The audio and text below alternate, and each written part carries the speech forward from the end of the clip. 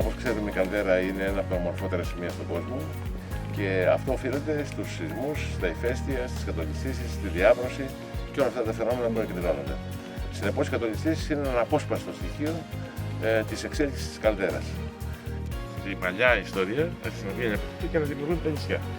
Αυτό σε προβολή στον χρόνο, στο μέλλον, έτσι, θα αρχίσει να βγαίνει, να δημιουργεί ένα καινούργιο κόνο και κάποια στιγμή θα κάνει το μεγάλο πουφ. Οι μεγάλες εκρήξεις έχουμε υπολογίσει γύρω στα 16 με 20.000 χρόνια. Κάθε μία έκρηξη του ηφαιστείου έχει αποτυπωθεί στα πράνια εδώ πέρα. Μία φορά έβγαζε πυροπλαστικά, μία φορά λάδες. Από το 1600 βυθίστηκε όλο αυτό. Αυτά εδώ πέρα. Α, ήταν προηγουμένως. Ήταν προηγουμένο, αλλά Ναι. συνεχιζόταν σαν κόνος απάνω.